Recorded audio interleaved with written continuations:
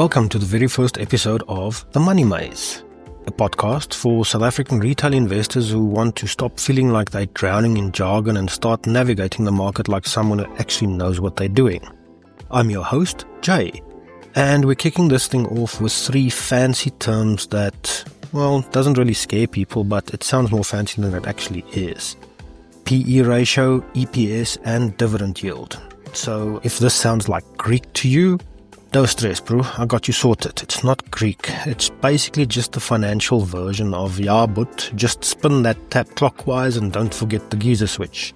Confusing at first, but simple once you know.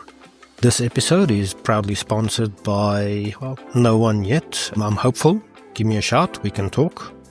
Right, first up, we're looking at PE ratio or price to earnings. This little number tells you how much you're paying for every rand the company earns. So let's say Sasol's trading at 200 Rand a share. They're earning 25 Rand per share in profit. 200 divided by 25 gives you a PE of 8. So you're paying 8 Rand for every 1 Rand the company earns. It's not too bad. If it was a Vors roll, you'd probably go back for seconds and you'd feel like you get your money's worth. Now, let's look at Naspers. Naspers is the guy at the braai who shows up in designer golf shirts, orders imported still water, share price through the roof, let's for argument's say 4,000 Rand, and let's say they earn 90 Rand per share. That's a PE of around 44, which means you're paying 44 Rand for every 1 Rand in profit. That's like buying a bunny chow for 300 Rand because it's made of hand-torn free-range mutton and turmeric microphone. Yes, it sounds impressive, but is it worth it? Here's the rule of thumb though. A high PE usually means the market expects future growth. People are betting that earnings will shoot up.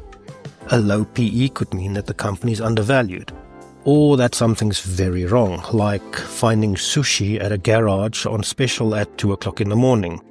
Tempting, but risky. But PE is just one filter. It's like checking the label before you buy something on special. You still want to read the ingredients, see the expiry date, and maybe sniff it before you commit. Don't buy based on price alone. Use the PE to ask, am I paying too much for too little, or is this actually a good deal? The difference could be between growing your wealth or explaining to your partner why you invested the geyser repair money. Now let's move on to EPS, or earnings per share. EPS is basically your slice of the profit pie. If the company is a big old pepper steak pie, EPS tells you how much filling you're getting in your slice. And we're not here for dry pasty, bro. We want to get the good stuff. So let's say a company earns 11 billion and has 591 million shares floating around.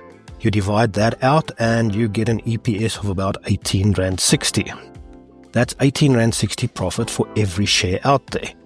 A rising EPS over time usually means the company is doing something right. They're either growing their profits or managing their costs well, or, well, both. That's the business moving forward, not just spinning its wheels. But if EPS is flat or dropping, it's a red flag. I've seen companies shout from the rooftops about their growth strategy, all while EPS is falling faster than Eskom's credibility during stage 6. That's like the samosa you buy with no filling.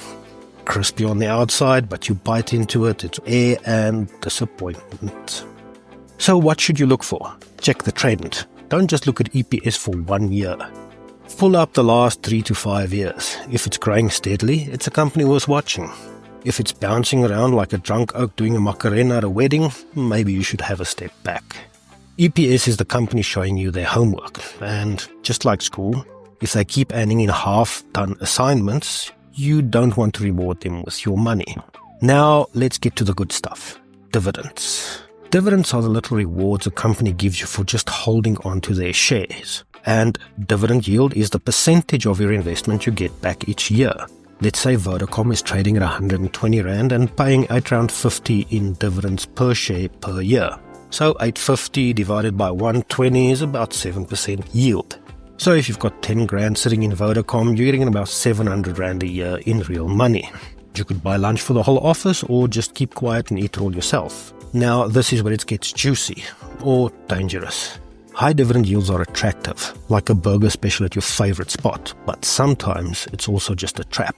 If a company is paying out 12% but their earnings are collapsing, they're probably robbing Peter to pay Paul, or in this case selling assets, taking on debt, or cutting corners to keep paying dividends. I've seen companies pay huge dividend one year and the next year they're doing staff retrenchments and trying to sell the CEO's company car on Facebook Marketplace. Not all companies pay dividends. Again, let's have a look at Naspers. They'd rather invest in their empire. It's not bad, it just means you're banking on future growth, not cash in hand. Be clear about what you want. If you're after steady income, find a company with solid, consistent dividend history. If you're after growth, dividends might not matter as much.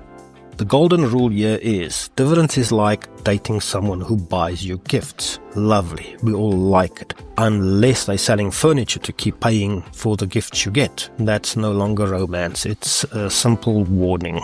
Right, so let's get to your Stockfell starter pack of stock lingo. Sure, mouthful. PE ratio tells you how expensive a share is compared to its profit. Higher means hopes, low means maybe take a run. EPS shows how much profit you're getting per share. Bigger slice equals better. Dividend yield shows you how much you're getting paid back in cold hard cash. Just make sure the money is not coming from a place of desperation. You don't really need to be an expert, but if you get your head around these three things, you're already 5 steps ahead of the guy buying shares based on WhatsApp forwards. That's it for episode 1. If you're still here, congratulations and thank you. Now you understand more than most people who start sentences with "my cousin said." Next episode, we're taking a look at market cap, bulls and bears, and the lovable chaos monster known as volatility. Follow me on X, Randall_R, and if you laughed, learned, or just need an excuse to avoid all those work emails, subscribe, share, and spread the word. And now for the important bit. While my jokes might be more dad than actual dad jokes, please don't forget, this podcast is not financial advice. Please do your own research, consult a licensed advisor, and don't take investing tips from strangers on the internet, even charming ones like myself. Stay sharp, stay curious, and if you buy anything with the name crypto in it, make sure you're able to actually explain it to your grandmother before you take the plunge.